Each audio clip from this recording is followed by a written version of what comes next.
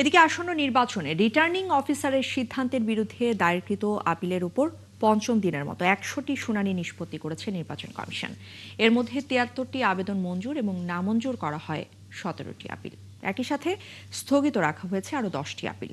এদিন কুমিল্লা ২ আসনের স্বতন্ত্র প্রার্থী আব্দুল মতিনের প্রার্থিতার বৈধতার বিরুদ্ধে আবেদন করেন একই আসনের বিএনপি মনোনীত প্রার্থী সেলিম ভুঁইয়া এবং কুড়িগ্রাম ৪ আসনের বাংলাদেশ সুপ্রিম পার্টির প্রার্থী শেফালী বেগমের মনোনয়ন বৈধতা চ্যালেঞ্জ করেন জাতীয় পার্টির প্রার্থী ফজলুল মণ্ডল।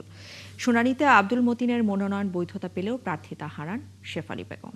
আর স্বতন্ত্র প্রার্থীরা ভোটের জন্য ১% সমর্থন রাখার সমালোচনা করে লেভেল প্লেইং ফিল্ড নিশ্চিত চান। ৫ দিনের সব মিলিয়ে এখন পর্যন্ত ২৭৭ জন প্রার্থীর আবেদন মঞ্জুর করেন কমিশন।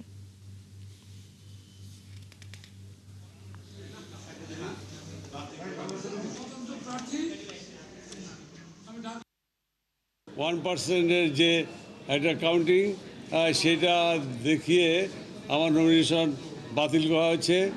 আজকে আমরা আপিল শুনানিতে অংশগ্রহণ করে আমার নমিনেশন ফেরত পেয়েছি।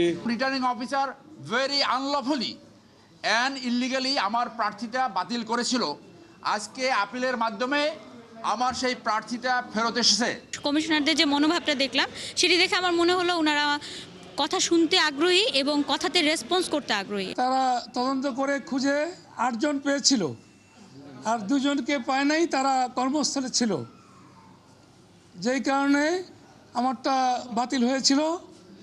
আজকে সে 2 জন উপস্থিত হয়েছে, তারা হলফনামা দিয়েছে এবং আমারটা অ্যাকসেপ্ট হয়েছে।